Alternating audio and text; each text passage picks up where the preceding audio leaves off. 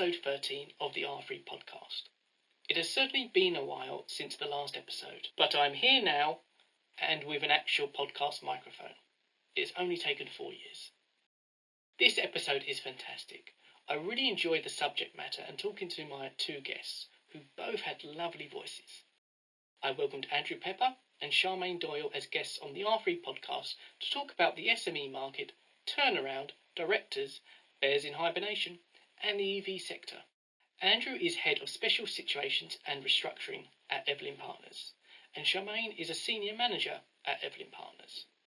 Andrew has over 3 decades of experience in high-level restructuring and turnaround roles, including within the partnerships of BDO and Kroll Zofer Cooper, and at Hillco Capital as COO. Charmaine has been involved in successfully trading businesses in administration before their sale to maximise returns for creditors, and she was recently given the Next Gen Professional of the Year award from the Turnaround Management Association.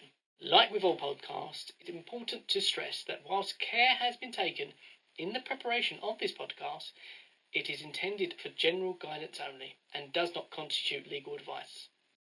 Let's get on with the show.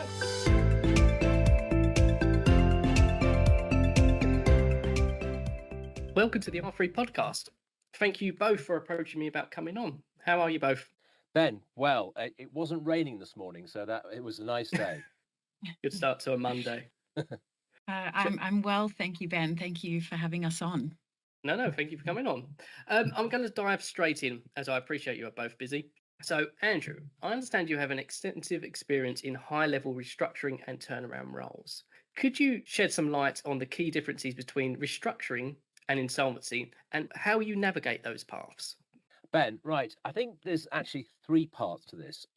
We often use a cycle of decline. So in your top left, you've got turnaround, which I think is just under corporate finance sort of measures. Then you reduce down to restructuring, and then you reduce down to insolvency liquidation. So what the aim is to try and keep a company that may have raised some money 2 years ago or 5 years ago, wants to do something now. So therefore, I've described that as turnaround. If they are closer to failure and they've got issues, they're stressed and distressed, that's more restructuring. And then at the bottom, that's where, unfortunately, they've run out of opportunities and they have to use the processes in the UK. And therefore, that would lead to an insolvency. So I think you've got to look at it as a cycle of decline, going from corporate finance through to insolvency. Great. I've been in the industry, 20 years, and that's a really, really good sort of explanation. Thank you. Can you provide our listeners with a sort of overview of your experience in restructuring and turnaround roles, highlighting some of the most challenging and rewarding aspects?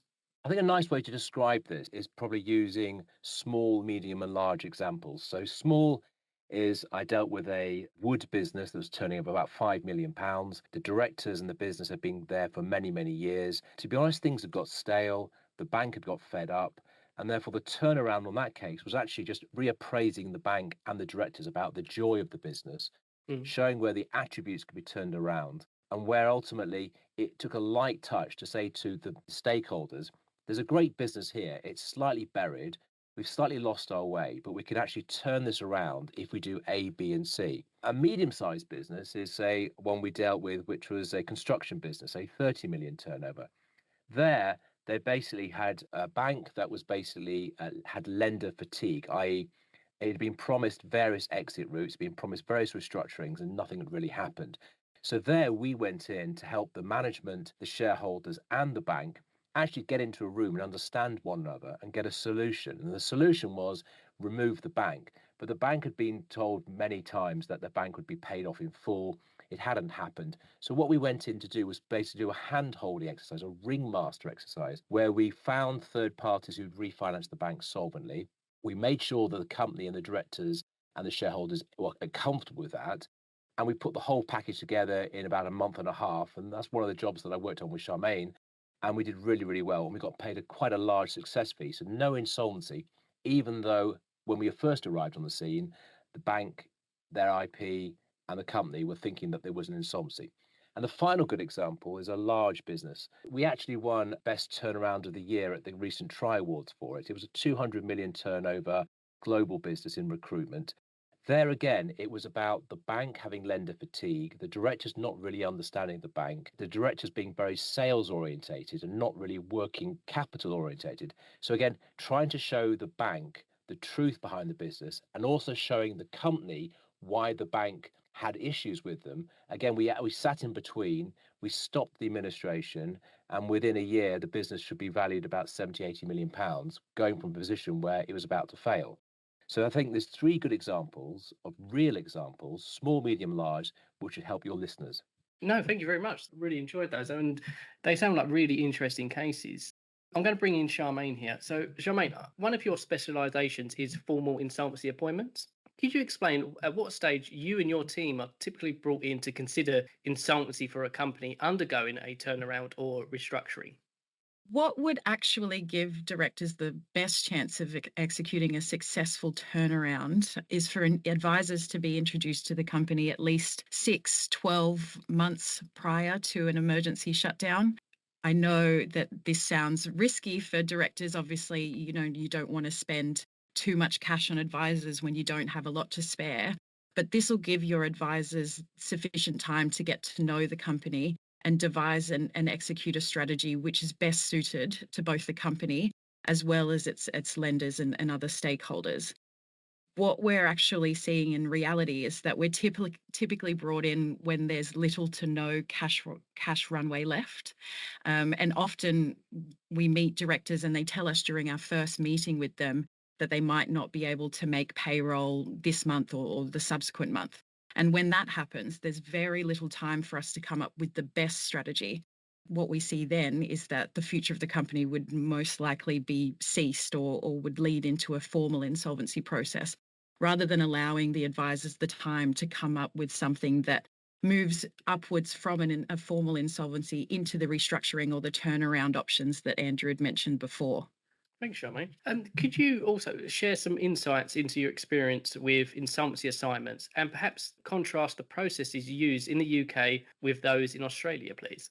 Absolutely. So I started working in insolvency in Sydney around 2013, and then I moved to London in 2020. So there's about 6, 7 years of insolvency experience in Sydney first. And generally, the high level procedures of insolvency follow a similar structure, which is first slowly winding down or ceasing trade, then realizing the assets, and then distributing these assets amongst the creditors, obviously following your prescribed sort of priority waterfall as per the legislation. But a major difference that jumps out between UK and Australia is that Australian insolvency practitioners aren't really granted the same opportunity to review and market company business and assets prior to a formal appointment. They can only really market and deal with the assets once they're formally appointed. So what I've found with working in the UK is that UK legislation actually provides its directors with more opportunities to bring their businesses back to solvency and allows more opportunity for brands to survive without any sort of major business interruption. So that's definitely something that I've found is much more beneficial to businesses and creditors in the UK. Thank you for sharing. Okay, so let's move on to the theme of this podcast, the SME market and its challenges. Andrew, in your view, what are the most pressing challenges facing the SME market right now? And what significant trends do you foresee in 2025, which is just around the corner? Ben, that's a great question.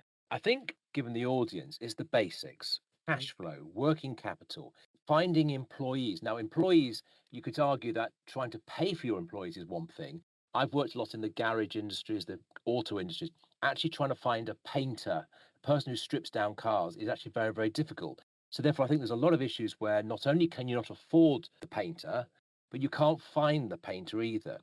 And then I think the taxes, NI, all the VAT. I think, unfortunately for us, HMRC is getting more aggressive than it perhaps once was. So therefore, I think its tolerance to not paying or cutting deals is harder. I think you've also got the business rates issue. So if you was in a certain sector like retail, every year the retailers complain about VAT, complain about the rates.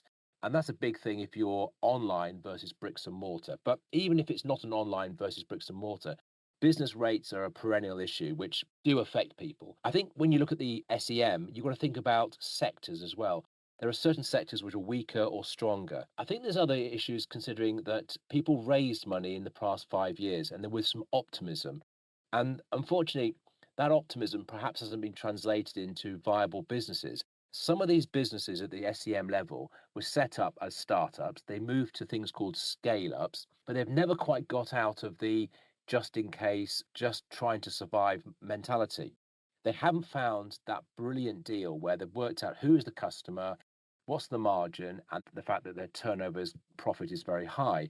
So I still think there's a lot of old legacy SME companies which are struggling, and even the new ones who are going into SME market are trying to break out of that market to actually generate value. You also mentioned what the significant trends were for foreseeable future for 2025.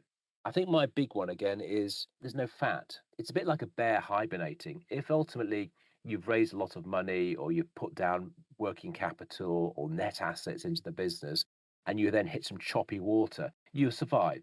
But the trouble is, if you're going into 2025 and you've had a lean 2024, what got you through 2024 was having an extra 50 grand, 100 grand of family silver assets, probably a property, probably some cars, probably some machines, which you can refinance through a HP company. That is weaker going into 2025. So my big message is what got you through 2024 might have been spent. So going into 2025, you've really got to watch out. Thank you very much, Andrew. I really like the bear comparison in hibernation. And if you see that in a future R3 article, I hope you can put my quote against it because I will do it. Yeah, It'll be in a footnote at the bottom. Don't worry. in my spare time, I write scripts for films, etc. So obviously, I want to actually have that message put down, copyrighted. Noted. Thanks, Andrew. Charmaine, from your perspective, what are some of the less obvious yet significant challenges that SMEs are grappling with? We'll say it's less obvious because I think it's something that maybe business owners aren't particularly placing as much importance on at the beginning of the business.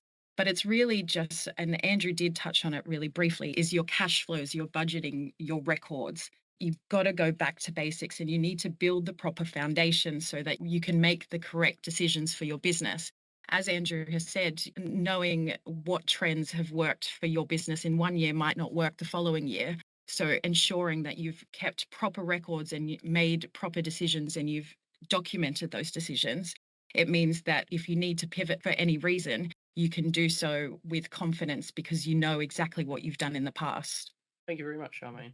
The restructuring plan and moratorium were introduced in 2020. Do you see these as viable options for SMEs? If not, why? These are very positive procedures, but they're only positive if they can be delivered in the time and the cost structure allowable to the company.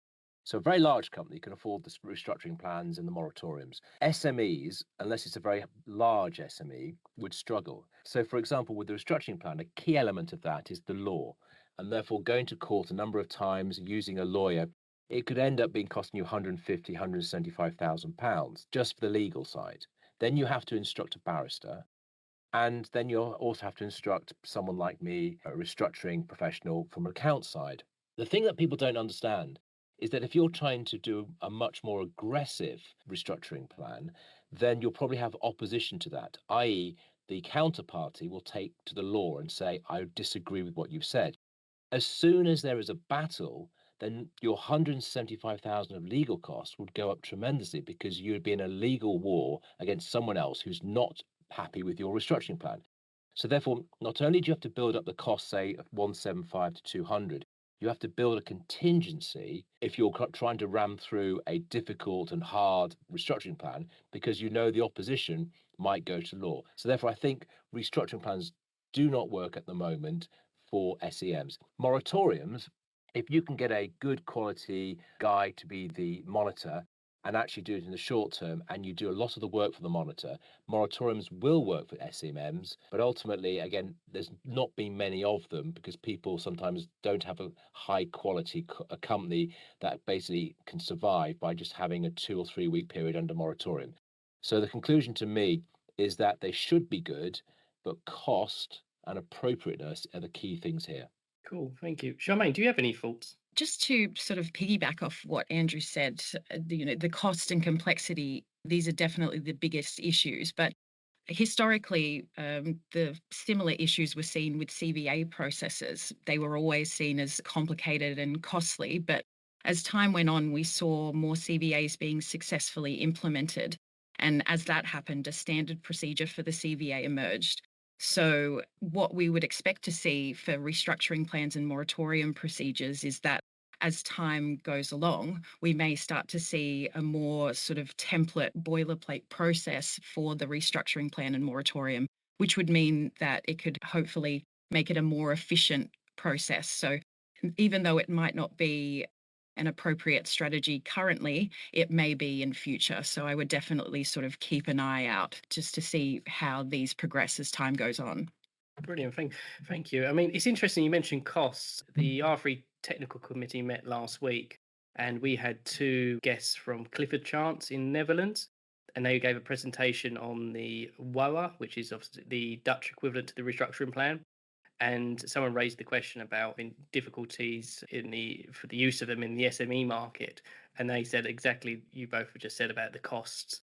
So that was really interesting. Thank you. I think Charmaine point is actually a really good point, is that when you do something novel, everyone's finding their way. So on the restructuring plans, it's quite famous that there was a number of early restructuring plans which didn't quite know where they were going, and therefore legal costs were huge. But I would absolutely welcome the idea that as boilerplate restructuring plans take place and cost structures are refined, this should be an important weapon or important tool in the arsenal of the directors or the advisors to the directors. It's just that at the moment, people can't get their heads around the total cost of it, which is disproportionate for an SME business. Yep, I totally agree. So since the pandemic, there has been an emphasis on early advice for struggling businesses.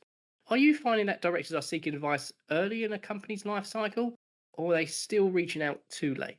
I've been doing this type of work since early 90s. And the same question keeps on coming up. Effectively, will directors take advice early? Because if they have advice early and they have a runway of 3 months before failure or a runway of 1 week before failure, clearly they have more optionality. In today's market, with so many more turnaround specialists and more procedures which allow people to have negotiations, cram down, CVAs, restructuring plans, the ability to have more time gives you more optionality. But even after 30 years of doing this, I still come across lots of directors who, like Charmaine said earlier in the meeting, phone us up and say, "Oh, can I save my business? I'm not sure I can make payroll next week." And you just want to go, "Oh gosh, what?" You might have got a core business. We do a lot of work where we actually try and raise money for people. So therefore we do emergency M&A, and sometimes we can do it very quickly within a month. But if you've got to raise 5 million, 3 million, 2 million within a week on a difficult position where you've only just been told by the directors, the chances of raising the money is remote. So ultimately, they are still reaching out too late. And it's especially annoying when, as a professional, I know I could save them. I feel like a medical doctor. If someone had that test 5 months, 3 months, 2 months earlier, we could do something about the heart, the blood pressure, all manner of things. But if people only turn up at your door 1 week before a failure, your hands are really tied. Really good point. Look, if you're as a person, if you're unwell, you go seek the advice of a medical professional. What do you think is that sort of preventing directors seeking that early advice? I think sometimes, and it's very, as a man of a certain age, men don't go to doctors. They don't get themselves checked out. I think there are a lot of men and women directors, obviously, who don't get themselves checked out, believe that they can sort out their problems, and therefore are either embarrassed. So a lot of family businesses run by autocratic directors who perhaps look at their team and say, no one can really help me because I'm on my own. But they're not prepared to go to the professional. They might talk to someone down the golf club, but they're talking to someone else who's got a confused view of life. There are so many options available to struggling businesses today, so much cash out there, so much value. You don't lose your business by taking people's money. You might lose 25% of your businesses, but you've got 75% left. So my big urge to directors is don't pay for the advice. Come in, chat to me or my competitors, but at least take a view. Because when you've had a view, you can then make a reasoned logical understanding of the future. And if ultimately you're not talking to the right person, go and take a second view. Just because you're talking to me and you don't like my voice or my view on life, go and speak to a competitor. Whatever it takes, take early advice. Thank you very much. Just for the record, I like your voice. You've got a very good voice. You're a sweetie. Charmaine, Andrew's crossed into our next question. So what one crucial piece of advice or guidance would you offer to a director if their company was facing financial difficulty? Can you add anything to that, Charmaine? Just to come from a sort of different angle to what Andrew's coming from, I think my point would be I urge directors to have an open mind. I'm sure historically you would have pictured your professional advisors to be an older gentleman with 30 years experience. But what you might find now is that a lot of advisors might not look or sound exactly like what you've imagined. They might not have Andrew's exact tone of voice, but they will still be able to look at your business and provide some fresh and different perspective. I know it's incredibly tough, but accepting that there are alternative solutions who may not know your business for 20 years, but still understands business and people, that can really create a shift in the focus that you might need for your business to not only survive, but to thrive as well. Thank you very much. And Charmaine, for the record, I love your accent. Thank you. I always it gets have. Me out of trouble. No, I mean, when I first started in the profession, back in 2005, was it? I worked in a very small office in the West End, and half the team were Australians. Yeah, so my love I'm for sure Australia. You had fun. Yes, it was a very fun office. Sorry, I think we're digressing a bit. Before you go, let's talk about the electric vehicle sector. So in October, we saw Elon Musk unveil Tesla's long-awaited robo-taxi, the Cybercab. I mean, he also introduced robots, but that's for another day. There is still a lot of buzz, but also concerns about market slowdown, high capital costs, and government policies. What are your observations on this sector? And do you sort of anticipate an increased need for R3 members' services in the coming years? Actually, we've done quite a lot of work in the EV market. So we've dealt with one of the largest EV market businesses that failed, unfortunately, a few months ago, called Tether, which had raised about best part of 200 million, and basically got lost and built a structure and built a business and built a platform that was brilliant for a certain thought process, but wholly inadequate for another type of thought process. So, for example, when you look at EV businesses, often they're led by technological experts. We want to save the world, we want to make some money, and then we have a great product. But at the end of the day, you've got to sell the product and you've got to sell it to people who run a fund. So therefore, they're looking at how much does it cost per mile to run a truck? How much does it cost on the depreciation, on the residuals? Is it convenient? Does it require charging in a certain way? And therefore, I think EV is a very sexy area to make money in. But unfortunately, it started off with lots of well-meaning people who raised a lot of money from very well-meaning funds, and not many have survived in a robust way. We're also raising money for another one based in India. Now, that one is actually ideal because not only does it make money, it's sold hundreds and hundreds of trucks and buses. And yet, because it's a harder location to raise money for, it's actually struggling to raise the money. Yet a European fund is putting some money in and we're helping them raise more money. So if I could have put that Indian business into the UK, it would raise a lot of money. So therefore, sometimes we find EV is not necessarily across the world the same. It comes down to jurisdictional risk, sector risk, and ultimately down to the risk factors of any ordinary business. So I think your members will actually do a lot more work in the EV market and ancillary services, and any other business which is IP led, where you've got to spend millions of pounds on creating IP, and you're not quite sure whether the market is real. Thank you, Andrew. You mentioned you've done a lot of work in the EV market. So are there any specific challenges related to EV companies that insolvency practitioners should be sort of particularly mindful of? Yeah, there's quite a few, and actually we've learned from our successes and our mistakes. In a lot of businesses, you find that if you invest 10 million into an asset, even under a failure situation or a distress situation, there is some linear value to it. So therefore, you have a residual value. Invest 10, under insolvency, it's worth 5.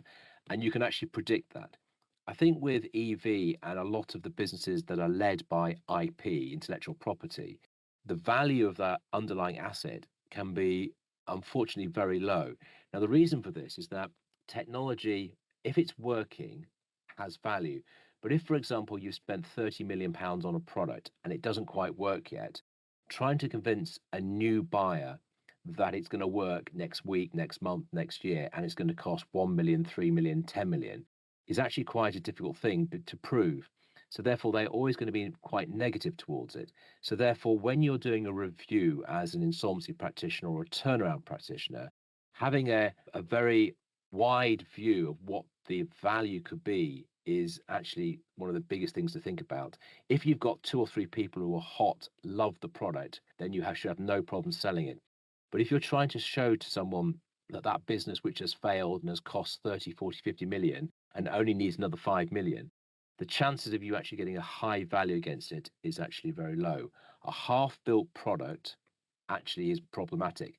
And sometimes a product that's even started, you can raise more money on the hope factor of a business because ultimately you haven't had a problem with it than you can when it's actually had 3/4 built. Because sometimes people's version of the future is that if they don't know about the problem, they don't think there's a problem. So therefore, when you're raising money, you could raise 40 million on a pencil diagram or something.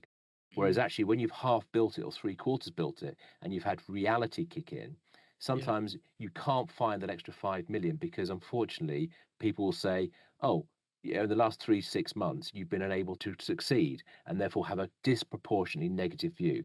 So my conclusion to the EV market is that if you can get likely buyers all lined up and hot to trot for it, brilliant. If you're trying to create the market, it's really, really tough to get people to spend a lot of money on these. That's really interesting. Thank you, Andrew.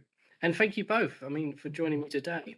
Close to the end now, but with all guests on the R3 podcast, I ask this question. What is the one thing that you have learnt during your career so far that has stayed with you throughout? As I'm slightly older, I think playing the long game is really important. Do not, as a professional, do not go for the early wins. Say a guy comes along and says, "I'd like some advice on something," and you start charging straight away. Sometimes you can actually spend an hour with someone, 2 hours with someone, give them amazing advice, and then you say, "Well, I want to charge X thousand pounds for that advice." In reality, if you make sure that person understands that you are a consistent person, they can always phone you up, they can always talk to you, they can always bounce ideas off you. You as a professional will earn a lot much more money over your career, and your brand and your personal fulfillment will be much higher than if you are scrappy and just keep on taking 5 grand here, 50 grand here, 100 grand here. So my aim would be to take the longer game, be a presence in the market, and people trust you because your name's been knocking around for a while, and you can show that over the long term you've had great success. Brilliant. Thank you, Andrew. Charmaine? I would say that empathy is something that people should focus more on. It will get you incredibly far in this industry, and for all facets of your professional career. So when dealing with clients, it means understanding them and their needs so that you can give them the right solution, but also make sure that they're as comfortable with this process as possible. Because let's face it, this is an entirely uncomfortable process for directors. And also, when dealing not only with clients, but with colleagues and bosses, it means that you can understand their needs and their goals, and you can ensure that we can all sort of work together cohesively and be aligned with delivering the best results, but doing it efficiently and also happily, which is something I think is probably rare, but it can happen. It can. But no, thank you very much, both. Some really good thoughts. Before I let you both go on your way, I do have one more question for Charmaine. I understand you were recently shortlisted for Woman of the Year at the Tri Awards and won the Next Gen Professional of the Year award at the TMA UK Annual Conference. Well done. Huge Thank you. achievement. I'm still waiting for my nomination for Podcaster of the Year, so I'm hoping this episode will get that nomination. But anyway, what is exciting about the profession for up-and-comers, and what attracted you to the industry when you first started out? So I suppose, I can't lie with what attracted me to the industry. It was my cousin's boyfriend who worked in insolvency at the time. But, it was just nice to come out of uni with a nice job, a nice professional sounding role. Definitely had an affinity for numbers growing up, which not a lot of children do. But I definitely found it incredibly interesting. It was much more dynamic than any other form of accounting, is my personal feeling is anyway. And, being able to get to know all different clients, all different people and businesses. But what I've found that has kept me in insolvency over 10 years now is that over this time, my career and sort of my goals and skills have developed not only from sort of just shutting down and picking apart the pieces of a business, but to be able to move into the sort of restructuring and turnaround space. So to give more positive solutions and solutions that save jobs and return funds to creditors. It's definitely a more fulfilling part of the role and something that I definitely hope to continue to deliver going forward in my career. Brilliant. Thank you very much, Charmaine. And again, thank you both for coming onto the podcast. Thank you very much. And if we can help you win that podcast of the year, then please come back to us. With your voice, Andrew, and Charmaine's accent, I think I'm there. Oh, dear, what a love it. Too kind. Thank you very much, both. Thank you for listening to the first episode of 2025. I hope you found the discussion informative and useful. Thank you again to Andrew and Charmaine for joining me on the show. Can I call it a show? Not sure, but I'm going to. Should any members wish to be a guest on the R3 podcast, please contact me. My contact details are on the R3 website or simply message me on LinkedIn. Keep well.